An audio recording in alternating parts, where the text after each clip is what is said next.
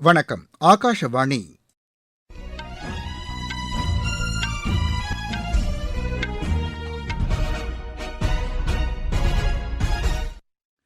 செய்திகள் வாசிப்பவர் ரெங்கநாதன். தலைப்புச் செய்திகள். நாடாளுமன்ற ஜனநாயகத்தில் இந்தியா உறுதியுடன் இருப்பதாக குடியரசு துணைத் தலைவர் திரு சி பி ராதாகிருஷ்ணன் கூறியுள்ளார். நாட்டின் புத்தொழில்களுக்கான உட்கட்டமைப்பு உலக வரைபடத்தில் பிரகாசமாக ஜொலிக்கிறது என்று உள்துறை அமைச்சர் திரு அமித் ஷா தெரிவித்துள்ளார். கடந்த நிதியாண்டில் நாட்டின் ஒட்டுமொத்த உர தேவையை பூர்த்தி செய்து மத்திய அரசு சாதனை படைத்துள்ளது. மகாராஷ்டிர மாநில மாநகராட்சி தேர்தலில் பிஜேபி சிவசேனா கூட்டணி வெற்றி பெறும் நிலையில் உள்ளது. சென்னை சர்வதேச டென்னிஸ் போட்டியில் இந்தியாவின் ஜீவன் நெடுஞ்செழியன் ராம்குமார் ராமநாதன் இணை இறுதி ஆட்டத்திற்கு முன்னேறியுள்ளது. இனி விரிவான செய்திகள்.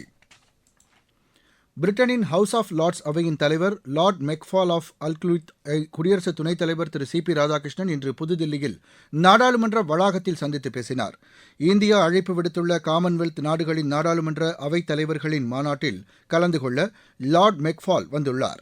இந்த சந்திப்பு குறித்து தெரிவித்த குடியரசு துணைத் தலைவர் லார்ட் மெக்ஃபாலின் இந்திய வருகை பிரிட்டனுடனான வலுவான நாடாளுமன்ற உறவுகளை பிரதிபலிப்பதாக கூறினார். அவர்கள் இரு நாடுகளும் பின்பற்றி வரும் ஜனநாயக மாண்புகளின் மேன்மையை பகிர்ந்து கொண்டனர். சட்டத்தின் ஆட்சியை உறுதியுடன் கடைபிடிப்பது, நாடாளுமன்றத்தின் அதிகாரங்களை செயல்படுத்துவது, பொறுப்புடன் அவை விவாதங்களில் பங்கேற்று கருத்துக்களை பகிர்ந்து கொள்வதற்கான சுதந்திரம் உள்ளிட்ட பல விஷயங்கள் குறித்து பேச்சு நடத்தினர். நாடாளுமன்ற அவையில் நிறைவேற்றப்படும் சட்டங்களை தவறாக பயன்படுத்தக்கூடாது என தமது கருத்தை திரு சி பி ராதாகிருஷ்ணன் தெரிவித்தார். நாடாளுமன்ற அதிகாரம் மற்றும் முக்கிய விஷயங்களில் முடிவெடுப்பதற்கான குழுக்கள், நாடாளுமன்ற உறுப்பினர்களுக்கான பயிற்சி திட்டங்கள், அனுபவங்களை பகிர்ந்து கொள்வதற்கான முன்னெடுப்புகள் ஆகியவற்றை தாம் ஆதரிப்பதாக அவர் தெரிவித்தார். நாடாளுமன்ற நடவடிக்கைகளில் மின்னணு கட்டமைப்பை இந்தியா கொண்டு வந்துள்ளது குறித்தும் பிரிட்டன் அவைத் தலைவரிடம் அவர் எடுத்துரைத்தார். மக்கள் பங்கேற்புடன் வெளிப்படைத் தன்மையுடனான பிரிட்டனின் அனுபவங்களை தாம் அறிந்து கொள்ள விரும்புவதாகவும் திரு சி பி ராதாகிருஷ்ணன் தெரிவித்தார். இந்தியாவின் புத்தொழில்களுக்கான உள்கட்டமைப்பு உலக வரைபடத்தில் பிரகாசமாக ஜொலிக்கிறது என்று உள்துறை அமைச்சர் திரு அமித் ஷா கூறியுள்ளார். தேசிய புத்தொழில் தினத்தையொட்டி அவர் விடுத்துள்ள செய்தியில், இந்திய இளைஞர்கள் தங்களது அறிவாற்றல் மற்றும் செயல்திறனால் புத்தொழில்களுக்கு உயிரூட்டி இருப்பதாகவும் தெரிவித்தார். புத்தொழில் வளர்ச்சிக்காக இந்தியா கடந்த 10 ஆண்டுகளில் மேற்கொண்ட முயற்சிகள் இளைஞர்களின் கனவுகளை நனவாக்கியிருப்பதாகவும் அவர் கூறியுள்ளார். தொழில் செய்வதற்கு உகந்த சூழ்நிலை மற்றும் பெரிய மாற்றங்களுக்கான அரசின் சீர்திருத்த நடவடிக்கைகள் புத்தொழில்களுக்கான அங்கீகாரத்தை அளித்திருப்பதாகவும் திரு அமித் ஷா தெரிவித்துள்ளார். கடந்த நிதியாண்டில் விவசாயிகளின் உரத் தேவையை உடனுக்குடன் பூர்த்தி செய்வதில் மத்திய அரசு சாதனை படைத்துள்ளது. ரசாயன மற்றும் உர அமைச்சகம் வெளியிட்டுள்ள செய்திக்குறிப்பில், கடந்த நிதியாண்டில் நாட்டின் ஒட்டுமொத்த உரத் தேவை 15,25,00,000 பைகள் என்று மதிப்பீடு செய்யப்பட்டிருந்த நிலையில் மத்திய அரசு 17,67,90,000 பைகளை உற்பத்தி செய்து விவசாயிகளின் தேவையை தாராளமாக பூர்த்தி செய்துள்ளதாக தெரிவிக்கப்பட்டுள்ளது. தேவைக்கும் கூடுதலாக உர உற்பத்தியை அரசு ஊக்குவித்திருப்பது விவசாயம் மற்றும் விவசாயிகள் மீது மத்திய அரசு அதிக கவனம் செலுத்தி வருவதை காட்டுவதாக தெரிவிக்கப்பட்டுள்ளது. பயிர் சாகுபடி தடையின்றி நடைபெற வேண்டும் என்ற உறுதிப்பாட்டுடன் அரசின் செயல்பாடுகள் உள்ளதையும் இது வெளிப்படுத்துவதாக தெரிவிக்கப்பட்டுள்ளது. ரயில்வே, துறைமுகங்கள், மாநில அரசுகள் மற்றும் உர நிறுவனங்களின் ஒத்துழைப்போடு இது சாத்தியமாயிற்று என்றும் உர அமைச்சகம் கூறியுள்ளது. உர நிறுவனங்களுடன் குறிப்பிட்ட கால இடைவெளியில் ஆய்வு செய்து உர தேவை மற்றும் விநியோகம் மதிப்பீடு செய்யப்பட்டதாகவும் தெரிவிக்கப்பட்டுள்ளது. உர அமைச்சகத்தின் இந்த முன்னெடுப்புகளின் பயனாக நாட்டின் எந்தவொரு பகுதியிலும் உர பற்றாக்குறை ஏற்படும் நிலை முற்றிலுமாக தவிர்க்கப்பட்டுள்ளதாகவும் மத்திய உர அமைச்சகம் கூறியுள்ளது. நீங்கள் கேட்டுக்கொண்டிருப்பது ஆகாஷவாணியின் செய்தி அறிக்கை.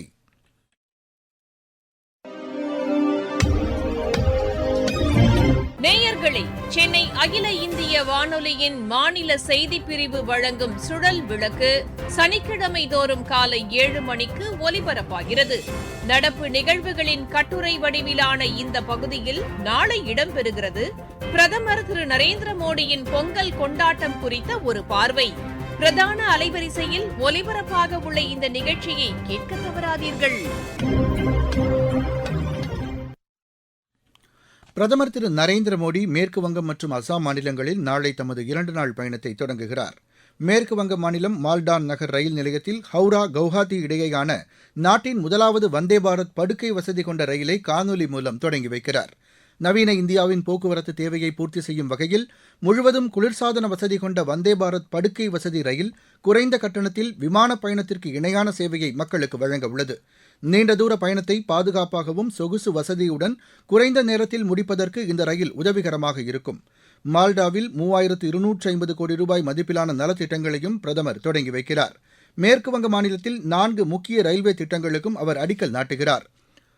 பலூர்காட் ஹிலி இடையே புதிய ரயில் பாதையையும், ஜல்பைகுரியில் ரயில் போக்குவரத்து பராமரிப்புக்கான நவீன வசதிகளையும், சிலிகுரியில் ரயில் எஞ்சின் பராமரிப்பு மையத்தையும், வந்தே பாரத் ரயிலில் பராமரிப்பு மற்றும் நவீன வசதிகளுக்கான மையத்தையும் பிரதமர் தொடங்கி வைக்க உள்ளார்.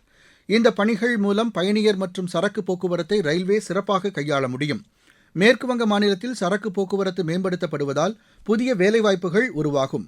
மால்டாவில் 4 புதிய அம்ரித் பாரத் ரயில்களையும் பிரதமர் தொடங்கி வைக்க உள்ளார். நாளை மாலை அசாம் மாநிலம் கவுஹாத்தி செல்லும் பிரதமர் திரு நரேந்திர மோடி அங்கு போடோ பழங்குடியின மக்களின் வரலாற்று சிறப்புமிக்க கலை விழாவில் பங்கேற்கிறார். மகாராஷ்டிர மாநில மாநகராட்சி தேர்தலில் பிஜேபி சிவசேனா கூட்டணி வெற்றி பெறும் நிலையில் உள்ளது. பிரிஹான் மும்பை மாநகராட்சியில் இந்த கூட்டணி 119 இடங்களில் முன்னிலை பெற்றுள்ளது. இதில் பிஜேபி 88 இடங்களிலும், சிவசேனா 31 இடங்களிலும் முன்னிலை பெற்றுள்ளன. சிவசேனாவின் உத்தவ் தாக்கரே பிரிவு 64 இடங்களிலும், அதன் கூட்டணி கட்சியான மகாராஷ்டிரா நவ நிர்மான் சேனா 6 இடங்களிலும் முன்னிலை வகிக்கின்றன.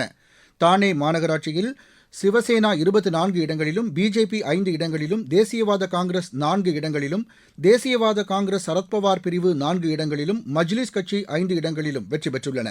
நவி மும்பையில் பிஜேபி 72 இடங்களிலும், சிவசேனா 27 இடங்களிலும் முன்னிலை பெற்றுள்ளன.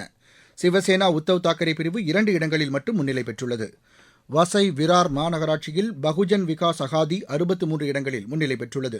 பிஜேபி 24 இடங்களை கைப்பற்றியுள்ளது. பன்வேலில் பிஜேபி 31 இடங்களில் வெற்றி பெற்றுள்ளது. உல்ஹாஸ் நகர் மற்றும் கல்யாண் டோம்பிவிலி மாநகராட்சிகளிலும் பிஜேபி சிவசேனா கூட்டணி முன்னிலையில் உள்ளது. மகாராஷ்டிர மாநில மாநகராட்சி தேர்தல்களில் பிஜேபியின் வெற்றிக்கு வாக்களித்த மக்களுக்கு நன்றி தெரிவிப்பதாக அக்கட்சி கூறியுள்ளது.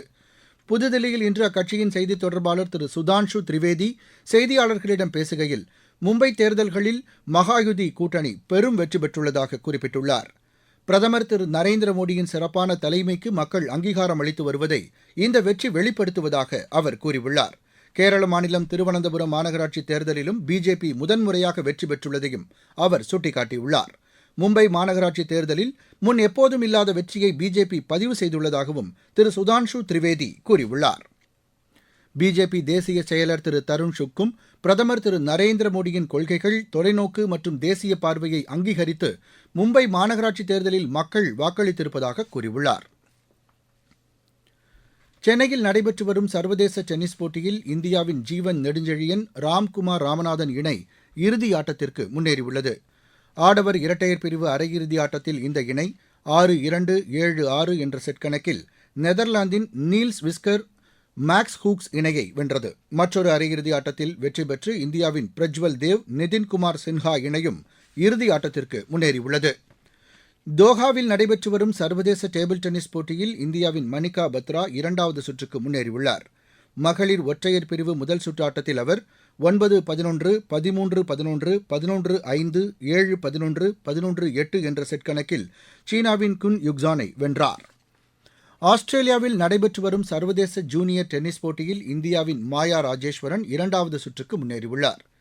மகளிர் ஒற்றையர் பிரிவு முதல் சுற்று ஆட்டத்தில் அவர் 1-6, 7-6, 6-1 என்ற செட் கணக்கில் அமெரிக்காவின் கபுசினே ஜாஃப்ரெட்டை வென்றார்.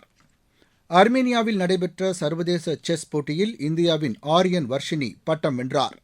இதன் மூலம் இந்தியாவின் 92வது கிராண்ட் மாஸ்டராக அவர் உருவெடுத்துள்ளார். மீண்டும் தலைப்புச் செய்திகள். நாடாளுமன்ற ஜனநாயகத்தில் இந்தியா உறுதியுடன் இருப்பதாக குடியரசு துணைத் தலைவர் திரு சி.பி. ராதாகிருஷ்ணன் கூறியுள்ளார். நாட்டின் புத்தொழில்களுக்கான உட்கட்டமைப்பு உலக வரைபடத்தில் பிரகாசமாக ஜொலிக்கிறது என்று உள்துறை அமைச்சர் திரு அமித்ஷா தெரிவித்துள்ளார். கடந்த நிதியாண்டில் நாட்டின் ஒட்டுமொத்த உரத் தேவையை பூர்த்தி செய்து மத்திய அரசு சாதனை படைத்துள்ளது. மும்பை மாநகராட்சி தேர்தலில் பிஜேபி சிவசேனா கூட்டணி வெற்றி பெறும் நிலையில் உள்ளது. சென்னை சர்வதேச டென்னிஸ் போட்டியில் இந்தியாவின் ஜீவன் நெடுஞ்செழியன், ராம்குமார் ராமநாதன் இணை இறுதி ஆட்டத்திற்கு முன்னேறியுள்ளது. இத்துடன் இந்த செய்தி அறிக்கை நிறைவடைந்தது. எமது செய்திகளை சமூக வலைதள பக்கங்களில் AR நியூஸ் சென்னை என்ற முகவரியிலும், RNU சென்னை என்ற யூடியூப் சேனலிலும் உடனுக்குடன் அறிந்து கொள்ளலாம்.